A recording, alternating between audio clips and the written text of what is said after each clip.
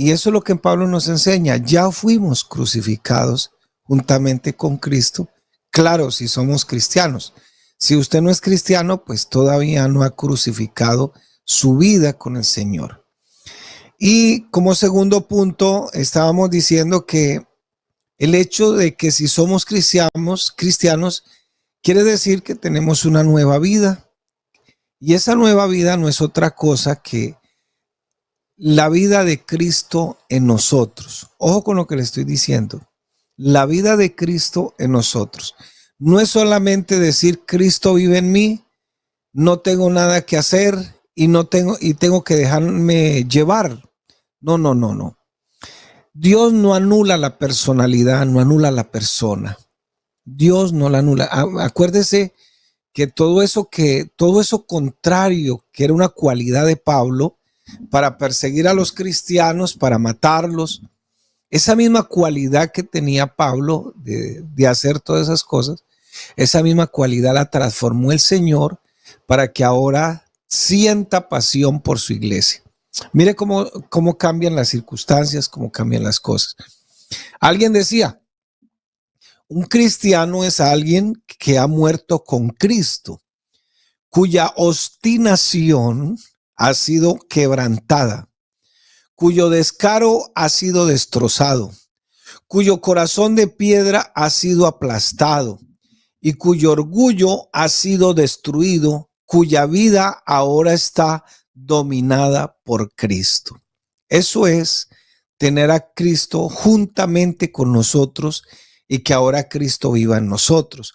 Entonces, no es solamente decir Cristo vive en mí, no tengo que hacer, no, no, no.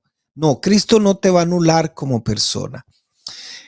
¿Acaso Pablo estaría diciendo que su personalidad quedó completamente anulada porque ahora Cristo vive en él? No, para nada, por supuesto que no. Todas las veces que Pablo hace alusión a este texto, en Gálatas 2:20, el texto propone de manera sobreentendida o como diríamos cuando, lo que pasa es que eso ahora casi no se enseña en los colegios. Cuando nosotros hablábamos de un sujeto tácito, un supuesto, un sobreentendido. Yo, el sobreentendido es yo. Entonces yo he sido crucificado. No soy yo, vuelve a aparecer yo, sino el que vive. Cristo que vive en mí.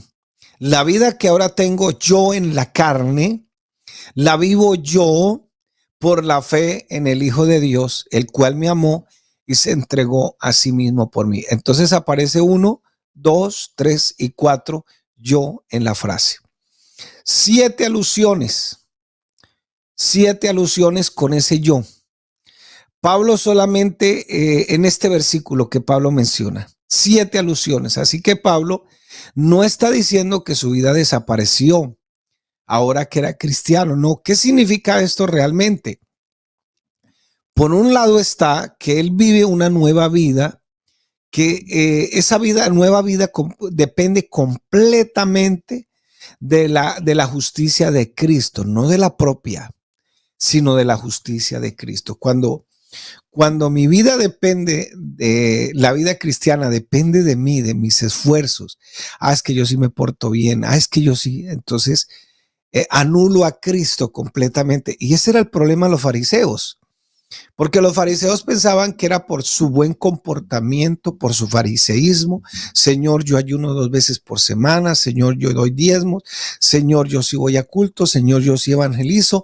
Señor, y eso está muy bien. Y eso es parte de la vida cristiana. Pero ellos lo estaban haciendo con el propósito de que voy a hacer esto para recibir los beneficios de Dios. No, yo me porto bien porque ya recibí los beneficios de Dios. Esa es la gran diferencia entre la ley y la gracia. Entonces, aquí no es porque me voy a portar bien esta semana, puede ser que Dios me bendiga. No, Dios ya te bendijo. Te portas bien porque Dios ya te bendijo. Y por otro lado, lo que está diciendo Pablo es que mi vida ahora depende completamente de la justicia que Dios ha derramado en mi vida, no de mi propia justicia. En lo que Dios se refiere, Pablo dice: mi yo pecador ese arrogante, ese soberbio Pablo, ese fariseo Pablo, ese santurrón Pablo ya no existe. Puede ser que nosotros en nuestra vida hayamos sido santurrones. Quizás usted no era como Pablo, yo tampoco, pero yo abiertamente vivía en inmoralidad. Pero si somos cristianos, ahora este texto sí aplica a nosotros. La deuda que teníamos con la justicia divina fue cancelada. El texto dice que ya no existe esa deuda. Cristo murió, Cristo fue crucificado por nosotros. Y piense en un momento, piense por un momentico, apunte si quiere, en la cosa más vergonzosa que hayas hecho en tu vida. Piensa en lo más vergonzoso. Si somos cristianos, esa deuda ya fue cancelada en la cruz del Calvario. Eso tan vergonzoso ya fue cancelado allá. El individuo que hizo eso ya no existe. Ese individuo quedó juntamente crucificado con Cristo. No va más. Pero no solamente eso, sino que lo glorioso de este evangelio, lo glorioso de esta salvación, no solamente consiste en el hecho de que ya no tengamos deudas pendientes en el tribunal de Dios, sino que yo puedo tener ahora un abono en el banco.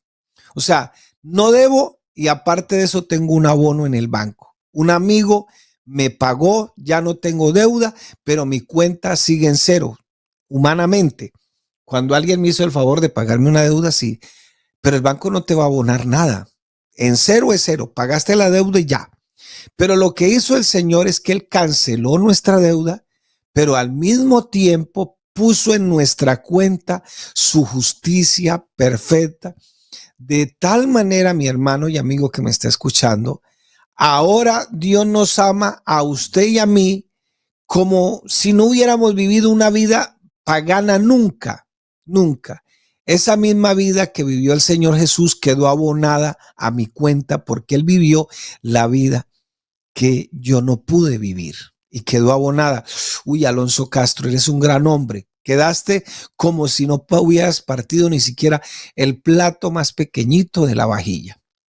Claro, alguien dijo una vez por ahí predicando, me hizo reír ese día, dijo, a veces el problema es que Dios pagó nuestra deuda. La Biblia dice que la lanzó a las profundidades del mar y que quedaron allá, pero a alguien de pronto le surgió el ministerio de buzo y se fue hasta allá y escarbó los pecados del pasado y los trajo aquí, los sacó allá arriba, los sacó a la costa, los sacó allá fuera del mar. Pero Cristo no, Cristo se olvidó de que usted y yo éramos pecador y aparte de eso nos hizo un abono. ¿Cuál fue el abono? De que ahora esa vida que no pudimos vivir la vivió Cristo por nosotros, entonces ahora somos perfectos en este nuevo nacimiento y eso es lo que está diciendo este texto. Cristo vive en mí. El autor, yo no sé si ustedes habrán leído El progreso del peregrino, si habrán visto la película. John Bunyan, ¿se acuerda de John Bunyan? Él dice en el libro del Progreso en el Peregrino, es como si cada creyente poseyera un espejo mágico.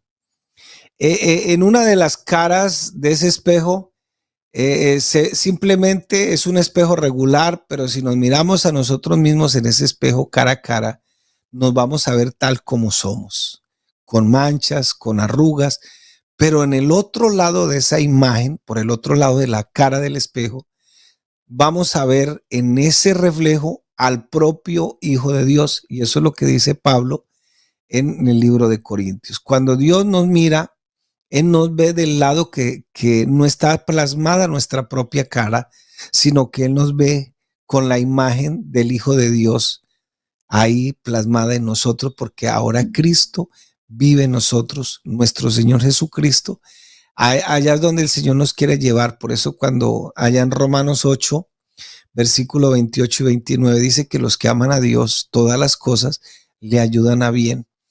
Dice que también esos dos textos dicen que el Señor nos quiere llevar a formarnos a la imagen del Hijo.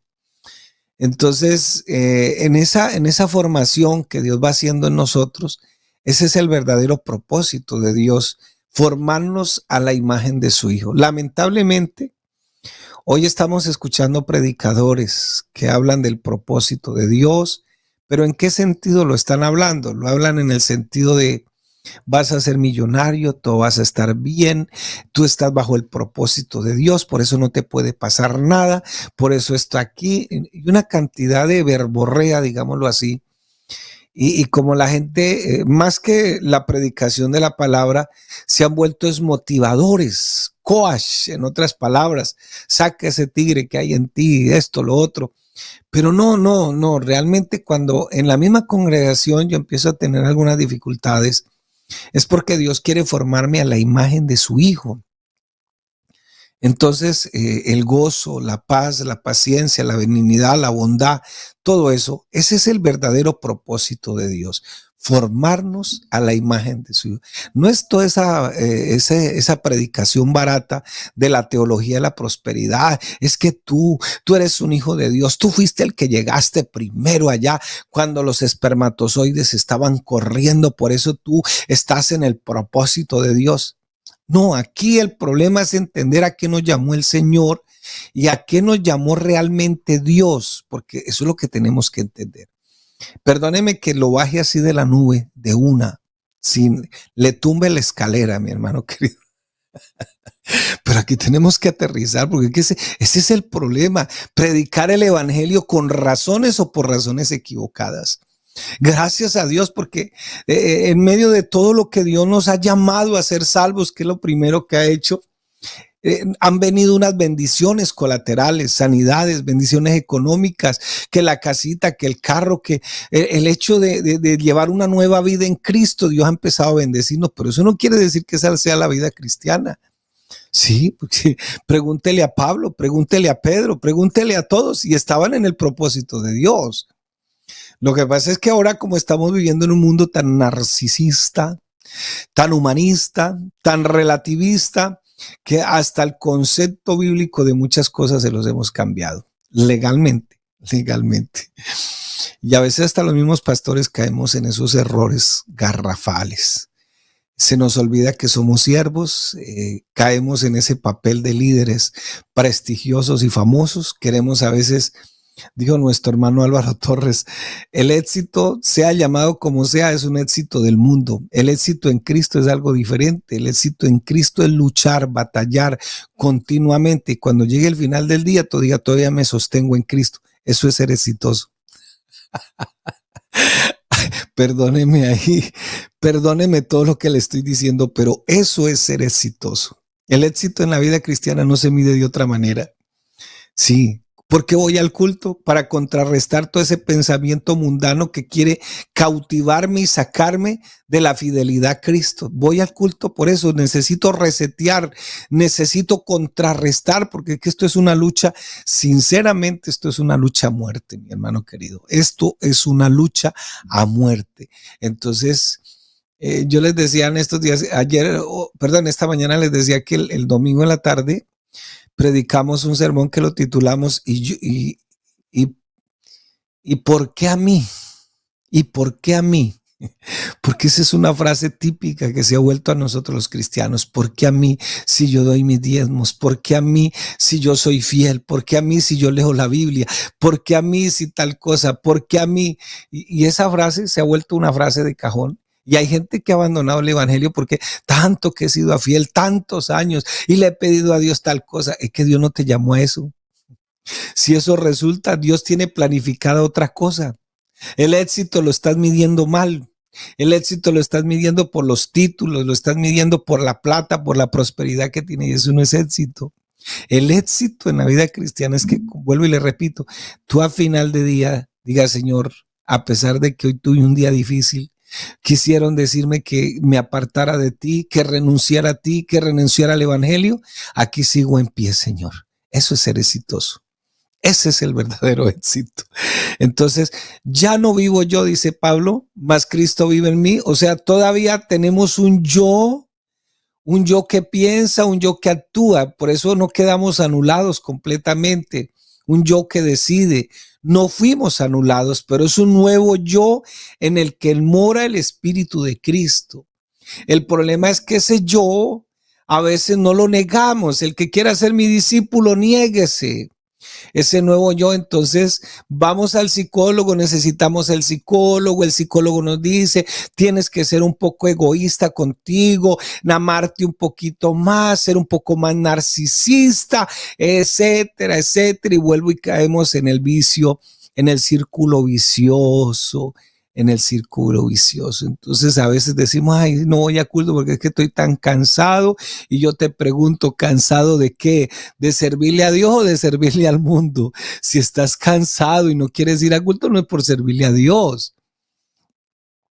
Entonces mi hermano dice Juan 14:23, respondió Jesús y le dijo, el que me ama, mi palabra guardará y mi Padre le amará y vendremos a él y haremos morada con él. Bueno, no vamos a explicar ese texto porque dicen, y explíqueme, pastor, porque ¿cómo es eso de que haremos morada con él? Bueno, después lo explicaremos, o el hermano Edgardo se lo explica después, o el hermano Jairo, o después le dedicamos otro programa y lo explicaremos.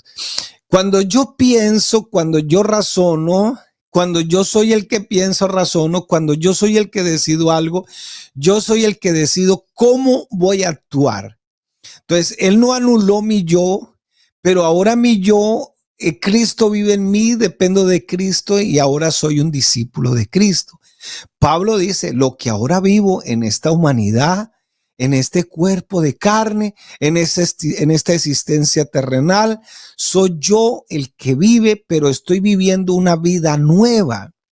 Por eso cuando tú lees Efesios capítulo 4 del versículo 17 hasta el capítulo 6 del versículo 20, tú te darás cuenta de una nueva vida en Cristo. ¿Y qué incluye la nueva vida en Cristo? La nueva vida en Cristo incluye un cambio de identidad, un cambio de carácter, incluye también un cambio hasta de personalidad, incluye unas relaciones interpersonales con mi esposa, con mi hogar, con mi trabajo, con todo el mundo. Incluye una relación personal de aquí hacia afuera. Entonces, por eso dice, ya tienes el Espíritu Santo, entonces ninguna palabra corrompida salga de vuestra boca, ninguna raíz de amargura, nada de eso, porque eso va a hacer que el Espíritu Santo se ponga triste. Entonces, la llenura del Espíritu Santo tiene que ver con el nuevo nacimiento y tiene que ver con el poder de la palabra. Entonces, ¿cuándo está una persona llena del Espíritu Santo? Cuando Cristo vive en él, la palabra. Y aunque yo no quedo anulado, yo soy el que decido cómo voy a vivir esa vida cristiana. Sí, porque hay cristianos medio cristianos y medio secularistas, medio cristianos y medio humanistas, medio cristianos y medio ideología de género, medio cristiano, entonces medio capitalistas salvajes. Entonces, tenemos ese problema, hermano querido. Aquí no vamos a tapar el sol con un dedo. Sí, aquí nadie es perfecto, por eso necesitamos a Cristo. Entonces lo que está diciendo Pablo, yo ya no vivo así, no estoy anulado, pero yo soy el que decido. Pablo dice, lo que ahora vivo en esta humanidad, en este cuerpo de carne, en esta existencia terrenal, soy yo el que vive, es verdad, pero estoy viviendo una nueva vida. Cristo vive en mí por su espíritu, de manera que ahora puedo vivir para Dios. Y no olvidemos el contexto, porque para la ley yo morí. ¿Y para qué morí para la ley? Pues para vivir para Dios. Romanos 7, no se le olvide. Estábamos casados con la ley, pero murió ese esposo, entonces quedamos libres para casarnos con el nuevo esposo. Romanos 7:4, así también vosotros, hermanos míos, habéis muerto a la ley mediante el cuerpo de Cristo, crucificados, para que seáis de otro, el nuevo. Ahora tenemos un nuevo marido, un nuevo esposo, y ese esposo vive apasionado por esta iglesia. La sustenta, la perfecciona. Eso es tener pasión por esta iglesia. Entonces, para que seáis de otro, del que resucitó de los muertos, a fin de que llevemos fruto para Dios. No, o sea, no es para que vivamos como nosotros vamos a querer vivir, Es para que demos fruto para Dios. Podemos vivir la vida cristiana porque Cristo nos hizo de nuevo una nueva morada. En Cristo, Cristo hizo de nuestro cuerpo el templo del Espíritu Santo. Cristo habita en nosotros por su Espíritu y eso implica muchísimas cosas. Mire lo que dice Gálatas 4:6. Y por cuanto sois hijos, Dios envió a vuestros corazones el Espíritu de su Hijo, el cual clama, Abba, Padre. El Señor le dijo a los apóstoles, vea, les conviene que yo me vaya. Y entonces rogaré al Padre para que les envíe otro consolador. Ojo con esa frase, ¿no? Porque eso confunde a muchos. Dice, pero ¿cómo así otro? O sea, otra persona. No. Es que el problema que tenemos nosotros es que creemos que la Biblia se escribió en español. La Biblia no se escribió en español, se escribió en otros idiomas. Y la palabra otro en el griego tiene dos palabras. Tiene una palabra que se llama heteros con J y tiene una palabra que se llama alos, doble L, sería ayos en español. Ese hetero significa otro de otra especie, pero el que aparece en el texto sagrado, en Juan 14:16, es alos, y alos es el mismo. En otras palabras, es el mismo, con el mismo actuar, simplemente que ahora no está humanamente, ahora está en espíritu en nuestro cuerpo. Entonces, ahora tenemos el espíritu. Y fíjese que en Juan 14:17, él dice, el espíritu de verdad, al cual el mundo no puede recibir porque no le ve ni le conoce, y está con vosotros. Pero fíjese la preposición con, o sea, al lado, es del lugar, pero al lado. Pero después del punto y coma dice, y estará en vosotros. O sea, fíjese que el Señor cambia la preposición con por en. Y en es dentro de ustedes. Ahora Cristo vive en mí. Todo quedó crucificado allá para que nosotros demos fruto para la gloria de Dios. ¿Y qué es lo que nos mueve a venir a Dios con confianza? Pablo nos dice que es el hecho de que ahora tenemos en nosotros el espíritu de su Hijo y por eso confiamos y clamamos como hijos. ¿Por qué? Porque ahora tenemos el espíritu de su Hijo que nos lleva a hacer eso. El espíritu que clama, Abba, Padre. Entonces, no es una oración ritualista, mecánica, Padre nuestro que estás en los cielos, santificado sea tu nombre. No, es un hijo que viene clamando a su papá, a su padre. En otras palabras, ¿cómo podemos explicar todo este hecho? Que tenemos muchas tentaciones, que tenemos que enfrentar cada día. ¿Cómo vamos a vivir eso? ¿Cómo vamos a explicar esto? Si ahora Cristo vive en mí. Pero es que Él no anuló mi yo.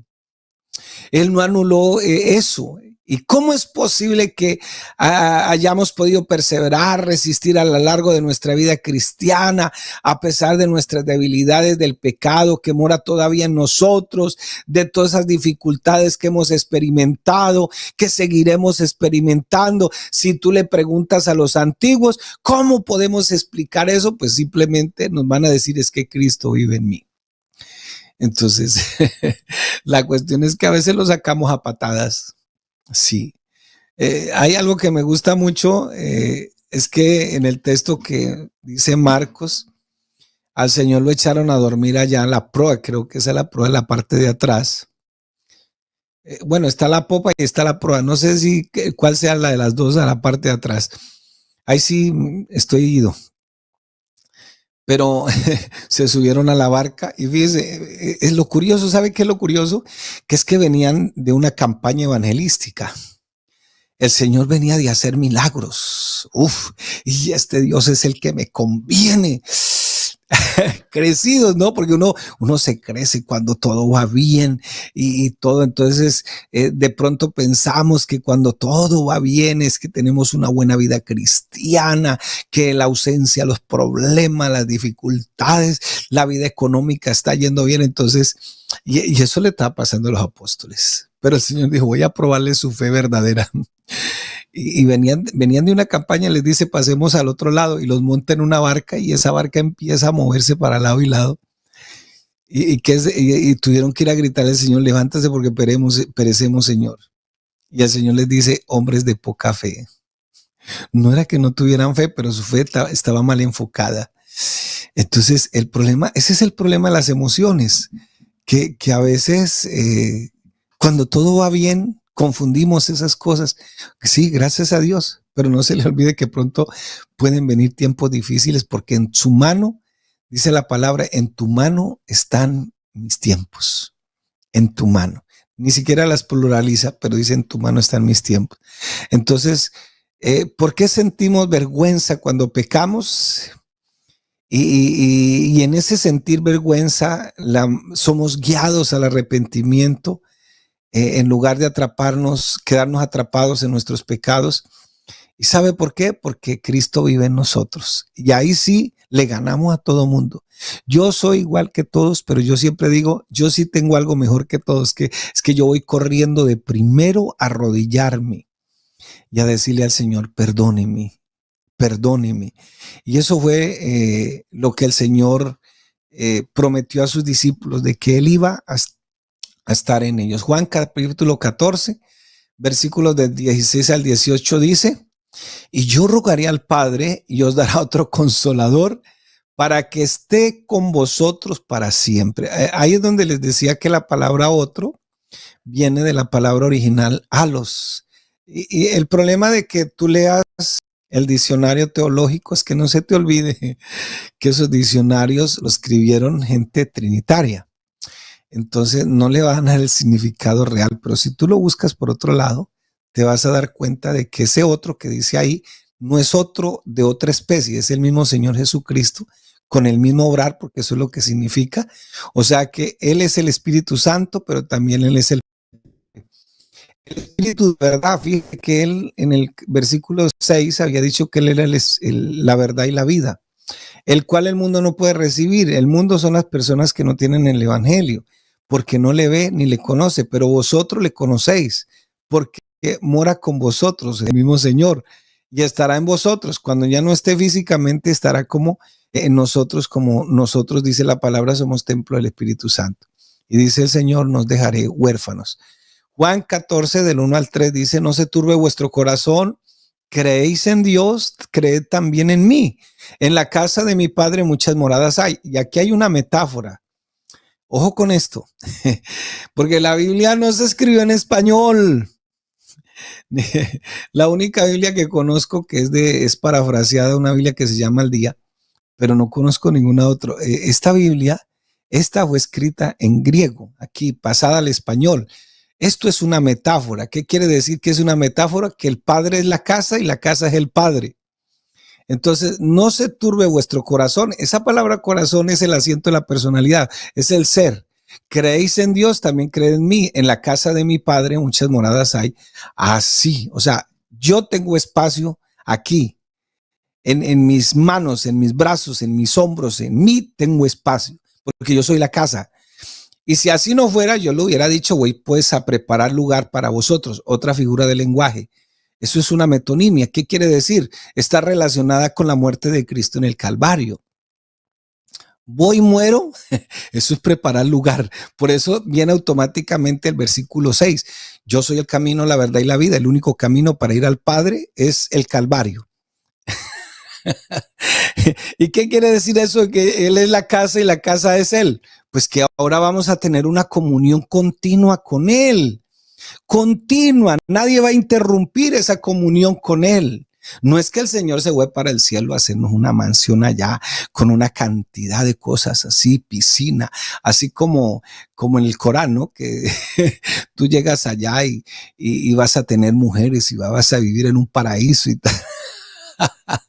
No, no, quiere decir que aún para esta vida vamos a tener comunión con Él. ¿Por qué? Porque eso es lo que dice Juan 14. El Espíritu Santo va a venir a estar con nosotros y eso es lo que dice Pablo. Cristo vive en mí. O sea, ¿por qué? Porque el Espíritu Santo es el mismo Señor. Pero vosotros le conocéis porque mora con vosotros y estará en vosotros. Entonces dice el versículo 3 del capítulo 14, si me fuere y os prepara el lugar, vendré otra vez después del Calvario y os tomaré a mí mismo para que donde yo estoy, vosotros estéis. O sea, es una comunión totalmente con el Señor. Por eso oramos, sabemos que Él está con nosotros por aquí, por allá. En otras palabras, mientras que ustedes lleguen al cielo, yo voy a estar con ustedes. Juan 14:23, respondió Jesús y le dijo: el que me ama, mi palabra guardará, y mi Padre le amará, y vendremos a Él y haremos morada con Él. Bueno, aquí hay una aparente pluralidad de personas, pero no, después lo explicamos. No somos huérfanos porque el Señor está con nosotros. Cristo ascendió a los cielos, es verdad, pero ahora su espíritu, o sea, Él mismo, halos, está en nosotros, animándonos desde adentro para seguir corriendo esta carrera. Cristo mora en mí, Cristo vive en mí, Cristo vive en ti. Eso es lo que dice Pablo con este texto. Pero viene otra pregunta, y como tercer punto: ¿cómo podemos vivir a la luz esta realidad de lo que ahora somos en Cristo? ¿Cómo vamos a hacerlo? La respuesta de Pablo es por medio de la fe. Que aquí al Señor no le escapa nada. En el mismo texto, volvamos a repetir el texto. Con Cristo estoy juntamente crucificado y ya no vivo yo, vive Cristo en mí, y lo que ahora vivo en la carne, lo vivo por la fe en el Hijo de Dios, el cual me amó y se entregó a sí mismo por mí. Entonces, una de las cosas que aprendimos en la escuela es que hay operaciones matemáticas que no alteran el producto. 2 por 3, 6 y 3 por 2, 6. El orden de los factores no altera el producto, dice las matemáticas. Entonces, ¿cómo vamos a vivir esta vida? Por medio de la fe. En el caso del Evangelio, el orden de los factores sí altera por completo el producto. Entonces, el verdadero Evangelio viene por la fe. Las obras vienen después. No se puede ser al revés. Primero las obras y después la fe en el Evangelio. No. Las obras surgen como respuesta de la fe. Dice Gálatas 5:6, porque en Cristo Jesús ni la circuncisión vale, ni la incircuncisión, sino la fe. O sea, en Cristo Jesús no vale ni el Antiguo Testamento, ni porque dice, ni la circuncisión vale, porque si la gracia no es por la fe, entonces no es gracia, no vale. Y si la circuncisión, menos, sino la fe que obra por el amor. Entonces, la fe produce obras. ¿Cuál es la obra primera que produce? El amor. Primera de Tesalónica 1:3 dice, acordándonos sin cesar delante de Dios y Padre nuestro de la obra de vuestra fe, del trabajo de vuestro amor y de vuestra constancia en la esperanza en nuestro Señor Jesucristo. Entonces, no pierda de vista esta última parte. ¿Cómo vamos a vivir la vida cristiana? Por la fe. Si Cristo vive en nosotros, vamos a vivirla por la fe. Es decir, la obra que surge de la fe. Una fe que no produce obras, es una fe muerta. La fe viva produce obras, pero las obras que no surgen de la fe tampoco sirve. Porque si tú no vienes al culto por fe, eso no sirve. Si tú no das una ofrenda por fe, no sirve. Si tú no das los diezmos por fe, no sirve. No hay que pesar todo lo que me tocó diezmar. Y esto me hubiera servido para tal cosa. ¿Qué pesar lo que me tocó? Si tú no saludas a tu hermano por fe, eso no sirve. Porque aquí todo lo hacemos por fe. Una fe que obra, una fe que no obra es una fe muerta, pero una fe que obra es una fe que surge de la fe. Porque si esa fe no surge por esa obra, no surge por la fe, lo que está surgiendo es mi orgullo de nuestro deseo de ganarnos el favor de Dios con nuestro propio esfuerzo, una obra que cuando Dios la ve, esa obra puede oler a feo. Eso es lo que dice Isaías 64:6. En el verdadero contexto, dice, y si bien todos nosotros somos como suciedad, y todas nuestras justicias como trapo de inmundicia, caímos todos como la hoja y nuestras maldades nos llevaban como en viento. Pero en el mismo contexto el Señor también dice, si tú te esfuerzas, si tú lo haces por la fe, esas obras de justicia sí sirven, sí funcionan. Dios ve cuando tú te esfuerzas por venir al evangelio, por seguir en el evangelio. Dios sí ve cuando tú luchas, porque esa fe en obras no surgen de tu propio orgullo. Surge porque tú sabes que puesto los ojos en el Señor vas a poder seguir adelante. A Dios hiede nuestras obras cuando no surgen de la fe. Es una basura, en otras palabras, es como un hedor, como un estiércol delante de Dios. Tiene que haber fe y tiene que haber obras, pero tienen que ser en ese orden, producto de la fe.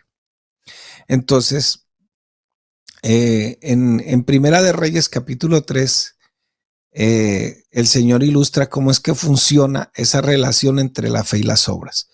Dos prostitutas vienen delante del rey Salomón, para traerle un caso sumamente muy difícil. Las dos tenían un hijo, pero a medianoche una de las dos se despierta y se da cuenta que su hijo ha muerto. Así que sigilosamente pone el niño muerto al lado de la otra mamá y toma el niño vivo que se lo lleva a su cama. Cuando la otra madre despierta y ve al niño muerto, se da cuenta de que ese no es su hijo. Así que el caso llega a la corte del rey Salomón. La una le dice, el niño vivo es mío. La otra dice, el niño vivo es mío. Es la palabra de la una contra la otra. No habían pruebas de ADN, no existía CSI en esa época. Salomón dice, bueno, vamos a resolver este asunto. Traigan la espada. Y le dice al siervo, corten al niño en dos y denle un pedazo a cada una.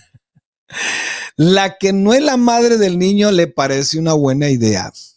Es una idea salomónica, pero la verdadera madre reacciona profundamente conmovida por su hijo y le dice a Salomón, mi señor, dale a ella el niño vivo. Yo de ninguna manera, yo acepto y de ninguna manera lo mates. Entonces Salomón, ¿qué era lo que quería provocar? En otras palabras, no maten al niño, désenlo a ella. Ella es la verdadera madre. Fue una reacción lo que convirtió en la madre del verdadero niño a expresarse de esta manera. Ella reaccionó porque era la madre. Obviamente no fue una reacción que la que no era la verdadera madre lo realizó. Ella reaccionó así porque era la verdadera madre. Entonces, lo mismo ocurre en el creyente. No somos hijos de Dios por obedecer o por hacer buenas obras, sino por creer en Jesús. Y eso le pasó a esta mujer. Esa relación filial entre Dios y nosotros, esa relación que tenemos ahora con Dios, únicamente es por gracia, únicamente por Cristo, únicamente por fe. Ahora el Señor nos mueve a vivir en obediencia y haciendo buenas obras. Las buenas obras y la obediencia no produce el hecho de que seamos hijos de Dios. Pero si somos hijos de Dios por medio de la fe, podemos ahora ser obedientes y podemos hacer buenas obras. La fe produce un estilo de vida que confirma de que tenemos una buena relación con Cristo. Ya no vivo yo, sino que Cristo. ¿Por qué? Porque Cristo nos amó y Cristo murió por nosotros. Gálatas 2:20, el cual me amó y se entregó a sí mismo por mí en la última parte. Entonces, qué bueno que esa reacción que tuvo esa mamá es una reacción que la llevó a que miraran qué era lo que tenía en su corazón. Un verdadero amor producto de lo que ella sentía por su hijo. Entonces, las verdaderas obras es producto de lo que tú tienes en el corazón tuyo. Ese producto de tener a Cristo en tu vida. No es que Cristo murió por todo el mundo indiscriminadamente, para salvar a todo mundo, sino que un día el Señor vino a salvarnos, pero usted tomó la decisión de que Cristo sea tu único y suficiente Salvador. Cristo murió por ti, Cristo murió por mí, me amó a mí, te amó a ti, y por eso hoy estamos aquí. Y por eso hoy podemos decir como Pablo, Cristo vive en nosotros y todo lo que hacemos lo hacemos por fe. Cuando Dios le abre los ojos a alguien para entender esta gloriosa doctrina, tiene que impactarle la vida. Comenzamos por obedecer para ganarnos el favor de Dios. No, empezamos a obedecer porque ya nos ganamos el favor de Dios. Ya fuimos favorecidos con Dios. Y ahora descansamos por la fe en esa realidad que nos mueve gozosos, agradecidos a vivir por Él, con Él, por Él. El amor de Cristo, dice la palabra, nos constriñe, nos empuja a hacer todo lo que hacemos y lo hacemos por fe. Tú das una ofrenda por fe, tú cantas por fe, tú comes por fe, por eso oramos por los alimentos, tú vas al trabajo por fe. Todo lo haces por fe, porque lo que ahora vivo en la carne, lo vivo por la fe en el Hijo de Dios. ¿Por qué? Porque me amó y se entregó a sí mismo por mí. Pero si tú haces es que toca hacerlo, toca servir, toca barrer, toca limpiar, toca hacer. No, es que el pastor me la tiene al rojo. Estamos en problemados. Segunda de Corintios 5:14 dice, porque el amor de Cristo nos constriñe pensando esto, que si uno murió por todos, todos murieron. No todos los impíos murieron con Cristo, solo los creyentes. Este hecho está limitado a los que creen en Cristo. El amor de Cristo se ha manifestado en la cruz, es el combustible para darle movimiento a esta vida cristiana, es el combustible de esta devoción cristiana, es el amor de Cristo, es ese amor de Cristo el que nos da energía, nos energiza para vivir una vida gozosa y en obediencia. Entonces, miremos cómo se ve todo esto en la práctica. Es por esa fe que nosotros tenemos la certeza de que el pecado ya no puede gobernarnos a su antojo. Cristo vive en ti, Cristo vive en mí. Sabemos lo importante y entendemos que ya no somos esclavos. Ya no somos esclavos. ¿Por qué? Porque a pesar de que estamos luchando con el pecado, ya no somos esclavos. A veces nos sentimos que no somos capaces de seguir y obedecer. Pero qué bueno que en esa lucha yo creo que en Dios, creo en su palabra. Su palabra nos dice que no somos ya más esclavos del pecado. Es por fe que lo creemos. El pecado no sigue siendo mi enemigo, pero el pecado sigue siendo mi enemigo, pero ya no es mi rey. Ya no se enseñorea de mí. Entonces, qué bueno que podamos entender eso en esta mañana. Vea, cuando Abraham Lincoln emancipó Estados Unidos y le dio carta de libertad a los esclavos, aún a pesar de que los esclavos ya eran libres, ellos seguían siendo esclavos porque no sabían cómo vivir otra vida. Y ese es el problema. Ese es el problema. Los esclavos seguían siendo esclavos, aún siendo libres, pero no se sentían libres. Cuando el amo los llamaba, ellos todavía venían ante el amo y le decían amo. Ellos temblaban delante del amo. Pero ese documento se lo había dado el presidente. Eran libres, pero ellos se creían esclavos. Bueno, ojalá no nos pase eso en esta mañana. Nosotros somos libres porque Cristo nos hizo libres. Ya no somos esclavos del diablo, no somos esclavos del mundo, y por eso en la práctica todo esto lo vivimos por fe en el Hijo de Dios, el cual el cual me amó y se entregó a sí mismo por mí. El Evangelio dice que nosotros ya no merecemos el infierno y que la única razón por la cual podemos estar delante de Dios es por la justicia de Dios en el Calvario. Pero, ¿por qué nos ofendemos tanto a veces cuando nos hacen algo? No, porque a veces pasa eso. ¿Por qué a veces no andamos rectamente con la verdad del evangelio? Es que todavía nosotros tenemos un viejo hombre, pero qué bueno que en esta mañana podamos entender que ya Él no se enseñorea de nosotros. Cristo nos ha hecho libres. Cristo tuvo que morir por mí en una cruz porque estábamos perdidos. Alguien dijo, el que está en el piso no tiene miedo de caerse, pero yo me he puesto en un pedestal, entonces ahí es donde a veces nos podemos caer. Pero qué bueno que nosotros estamos aquí puestos en pie delante del Señor, entendiendo todo lo que el Señor ha hecho por nosotros. A veces o sea, tenemos que entender que no es fácil perdonar. A veces hemos almacenado tantas cosas en el corazón. A veces nos ofendemos fácilmente. Es porque no estamos viviendo a la luz del evangelio. Todavía tenemos resentimientos, amarguras, todavía hay ofensas, con frecuencia criticamos a otro, pero hagamos un balance personal en esta mañana. Y qué bueno que podamos decir, como Pablo dice, Cristo vive en mí y lo que ahora vivo, lo vivo por fe en el Hijo de Dios. Dios les bendiga, mis hermanos. La paz de Cristo para todos.